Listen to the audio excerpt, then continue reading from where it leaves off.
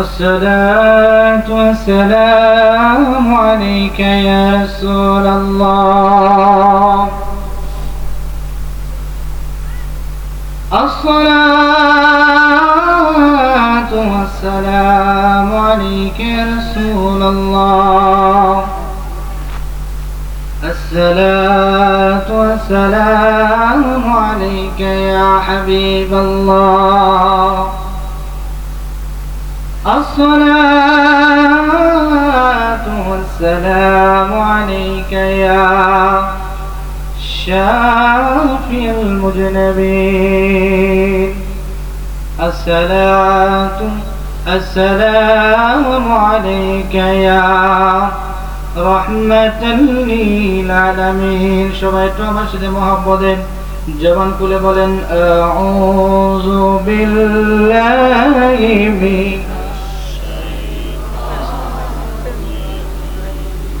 এটা কি আপনারা জবান খুললেন? আমি যদি মাইক ছাড়া বলি শেষ পর্যন্ত আমার আওয়াজ যাবে না? আপনারা এতগুলো মানুষ বললেন, একটু আওয়াজ বলেন, একটু জবান খুলে মহব্বতে বলেন আউযু বিল্লাহি মিনাশ শাইতানির। এটা কি কোনো আশিকের রাসূলের আওয়াজ? নবী প্রেমিকদের আওয়াজ এতটুকু না। নবী প্রেমিকরা এমন আওয়াজ দিবে মদিনার কামলিওয়ালা নবী রওজা পাকে বসে সে আওয়াজ শুনতে পাবে। একটু জবান খুলে বলেন আউযু বিল্লাহি মিনাশ শাইতানির রাজীম বিসমিল্লাহির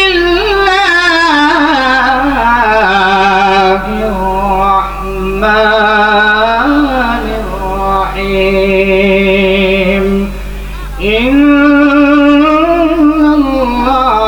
ওয়া মালাইকাতাহু يصلون على النبي يا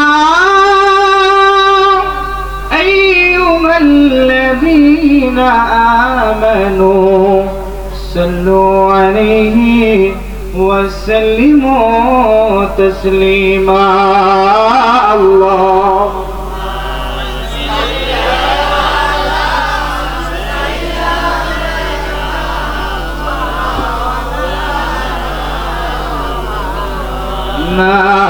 وعلى آل سيدنا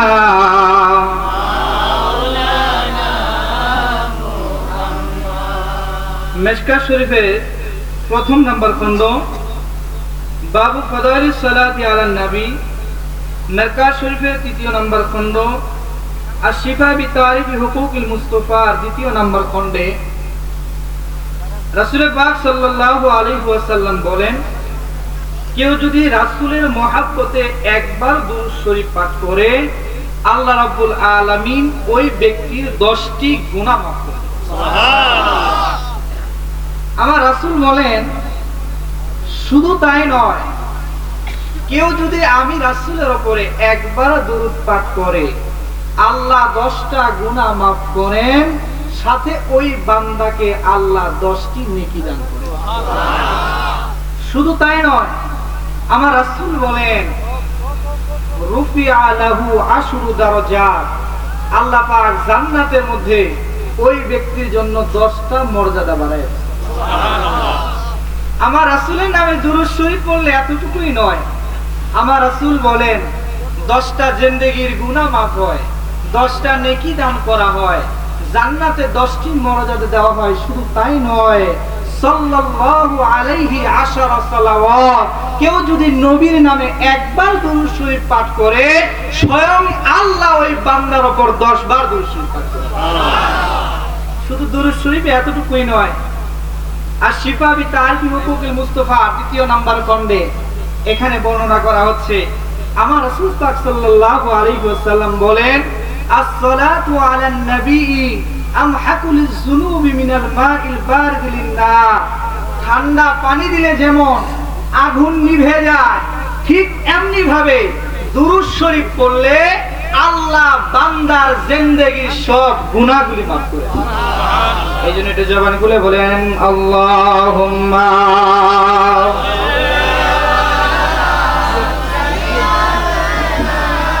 مولانا محمد وعلى آل سيدنا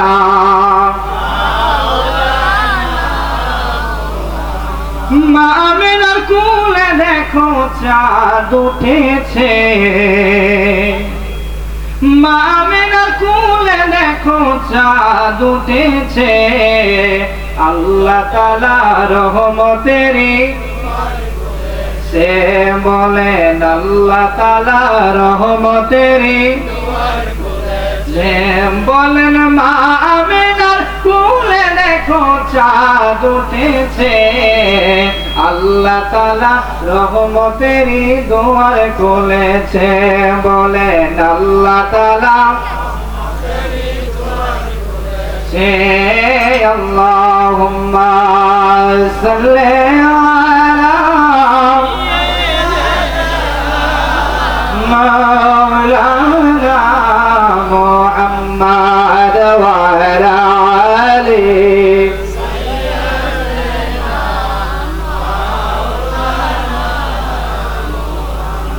ইয়া নবী সালাম আলাইকা ইয়া রাসূল সালাম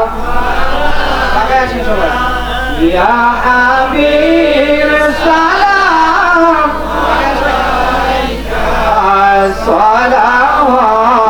সালাওয়াতুল্লাহ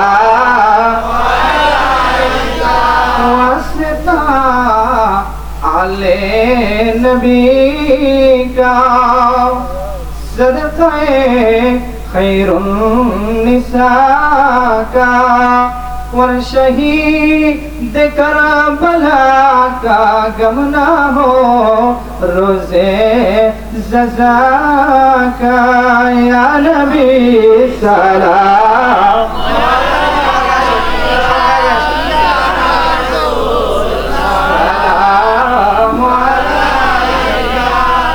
या हबीब सलाम अलैका सलाम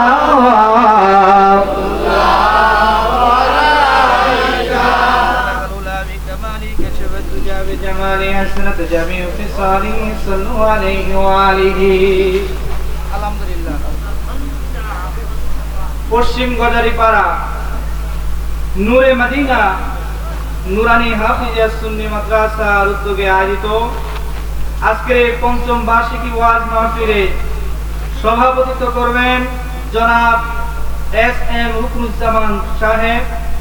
সভাপতি হিসেবে আছেন জনাব মোহাম্মদ ওয়াজ করুণী মিন্টু। প্রধান অতিথি হিসেবে থাকবেন জনাব মোহাম্মদ মাহমুদুল হক রুবেল সাহেব। আজকের এই মাহফিলে প্রধান বক্তা হিসেবে থাকবেন হযরত মাওলানা মুফতি তরিকুল ইসলাম গুলাব আল কাদরি সাহেব।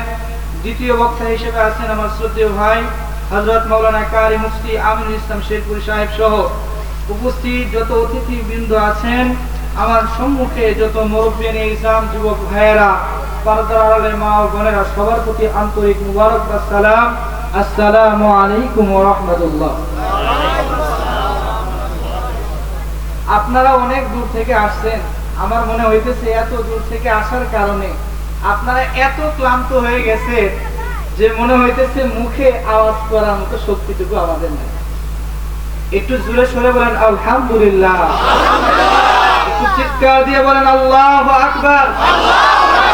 ইয়া রাসূলুল্লাহ। রাসূল আমরা চাই কি চাই না? নবীর মহব্বত চাই কি চাই না? নবীর ভালোবাসা দরকার আছে কি নাই? আউলিয়া কেরামের মহব্বত দরকার আছে কি নাই? সুন্নি মাদ্রাসার প্রয়োজন আছে কি নাই? আলহামদুলিল্লাহ বলুন আলহামদুলিল্লাহ। সম্মানিত হাজিরিন, আমি ভূমিকা না নিয়ে শুধু মূল কথা আমি আপনাদের সামনে শেয়ার করি। অনেক আলেম দ্বীন আছেন, তারা কথা বলবেন, আমি একটু মূল কথা আমি আপনাদের শোনাই। আমি পবিত্র কালামুল্লাহ শরীফ খুলে আমি দেখেছি আল্লাহ রাব্বুল আলামিন এমন 10টি প্রাণীর কথা কুরআনের মধ্যে তিনি উল্লেখ করেছেন যারা মানুষ না হওয়া সত্ত্বেও আল্লাহ পাক এই 10টি প্রাণীকে বিনা হিসেবে জান্নাত দেন। সুবহানাল্লাহ। তারা মানুষ না হওয়া সত্ত্বেও আল্লাহ পাক এমন 10টি প্রাণীর কথা উল্লেখ করেছেন কোরআনে, এছাড়া আরো আছে হাদিসে। 10টি প্রাণীর কথা কোরআনে উল্লেখ করেছেন যারা মানুষ না হওয়া সত্ত্বেও আল্লাহ পাক বিনা হিসেবে তাদেরকে নিজ কুদরতি হাতে জান্নাতে প্রবেশ করে। এর মধ্যে একটা হলো ইব্রাহিম আলাইহিস সালাতু ওয়াস সালাম একটা গরুর বাছুর জবাই করেছিলেন, আরেকটা ইসমাঈল আলাইহিস সালাতু ওয়াস সালামের পরিবর্তে দুম্বা জবাই করেছিলেন, আরেকটা হযরত রাসূল পাকের কদমের নিচে যে বুরাক ছিল আল্লাহ পাক সেই বুরাককে জান্নাত দান করবেন। আসহাবে কাহাফে আল্লাহর ওলিদেরকে 309 বছর যে কুকুর পাহারা দিয়েছিলেন আল্লাহ পাক সেই কুকুরকেও জান্নাত দান করবেন। এরকম ভাবে 10টা প্রাণীর মধ্যে আরেকটা প্রাণী হলো হযরতে ইউনূস আলাইহিস সালাতু ওয়াস সালাম যে মাছের পেটে ছিলেন আল্লাহ রাব্বুল আলামিন সেই মাছকে বিনা হিসেবে জান্নাত দান করেন। জিজ্ঞাসা করলাম আল্লাহ দুনিয়ার মধ্যে এত বড় বড় মাছ থাকা সত্ত্বেও, এত দামি দামি মাছ থাকা সত্ত্বেও, এত সুন্দর সুন্দর মাছ থাকা সত্ত্বেও, এত বড় বড় মাছ দামি দামি মাছ, এগুলো মাছকে আপনি জান্নাত দিবেন না? নবী ইব্রাহিম, নবী ইউনূস আলাইহিস সালাতু ওয়াস সালাম যে মাছের পেটে ছিলেন আপনি কেন শুধু সেই মাছকে জান্নাত দান করবেন? আমার আল্লাহ জানেন অনেক বড় বড় মাছ, অনেক সুন্দর সুন্দর মাছ, অনেক দামি দামি মাছ থাকা সত্ত্বেও আমি ইউনূস নবী যে মাছের পেটে ছিলেন সেটাকে জান্নাত এই কারণেই দান করব। নবী ইউনূস 40 দিন তার পেটে থাকার কারণে নবী ইউনূস আলাইহিস সালাতু ওয়াস সালামের শরীরের সাথে মাছের শরীর লেগেছে, আর এই নবীর শরীরের সাথে শরীর লাগার কারণে আমি আল্লাহ ওই মাছকে বিনা হিসেবে জান্নাত দান করব। সাল্লাল্লাহু আলা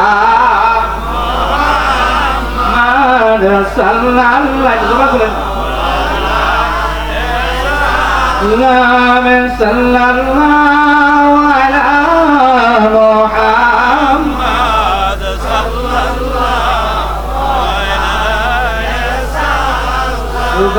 সুবহানাল্লাহ ওয়ালহামদুলিল্লাহ লা ইলাহা ইল্লাল্লাহ সুবহানাল্লাহ ওয়ালহামদুলিল্লাহ লা ইলাহা ইল্লাল্লাহ সুবহানাল্লাহ ওয়ালহামদুলিল্লাহ লা ইলাহা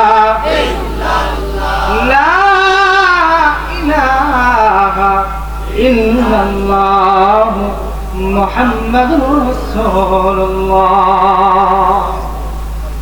একটু খেয়াল করে আল্লাহ পাক বলতেছেন এত মাছের মধ্যে থেকে ওই মাছকে আমি জান্নাত দান করব যে মাছের পেটে হযরত ইউনূস নবী ছিলেন, তার অন্য কোনো কারণ নয়, নবীর শরীরের সাথে শরীর লাগার কারণে নবীর শরীরের বরকতে আমি আল্লাহ মাছকে বিনা হিসেবে জান্নাত দান করব।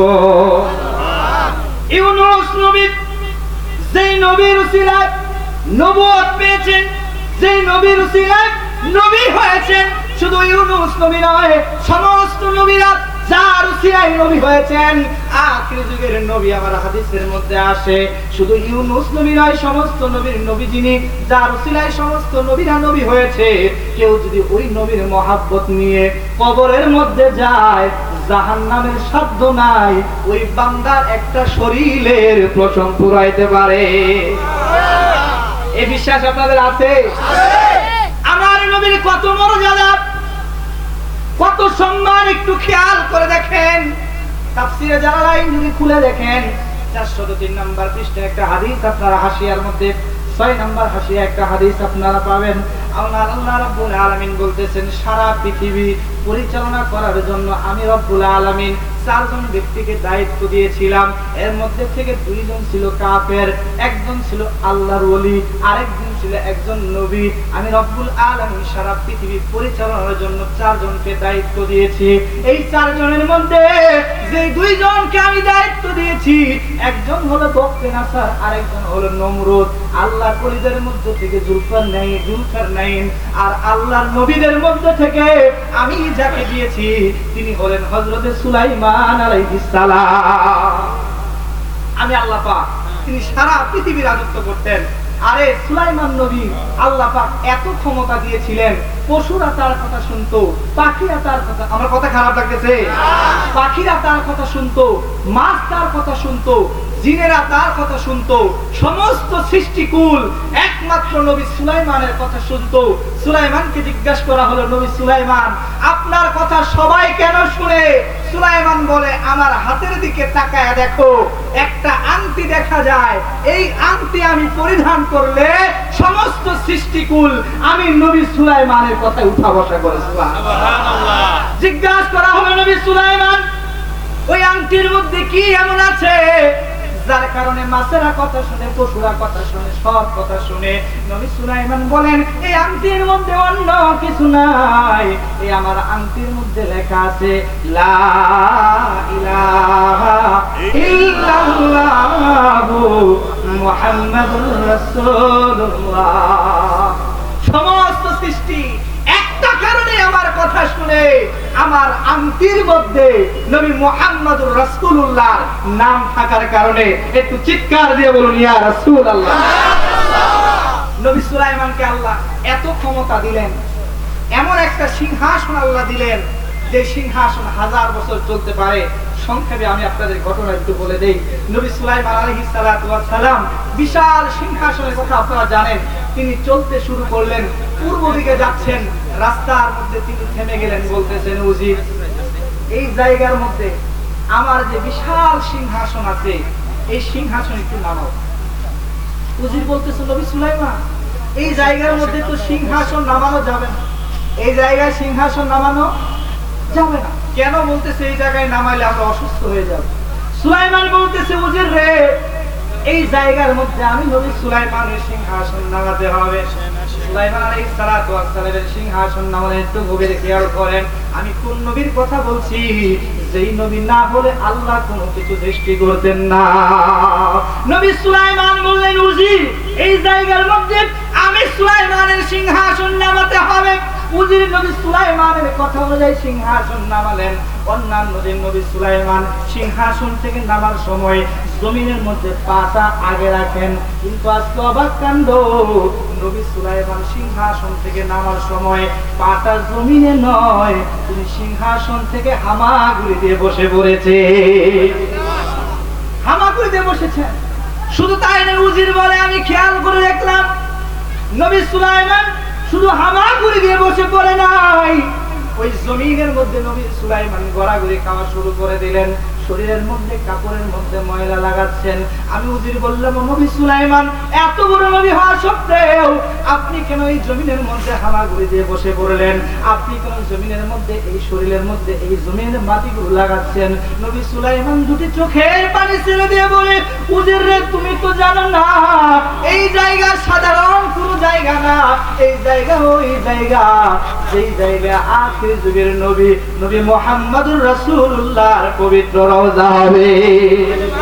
ইয়া রাসূলুল্লাহ ইয়া হাবিবাল্লাহ ইয়া রাসূলুল্লাহ ইয়া হাবিবাল্লাহ পাইজেন নবীজি আপনার দিদার মরণে যাতনা থাকিবে না আমার, বিয়োগ দেখা গোলাম বলিয়া ইয়া রাসূলুল্লাহ ইয়া হাবিবাল্লাহ ইয়া রাসূলুল্লাহ ইয়া হাবিবাল্লাহ।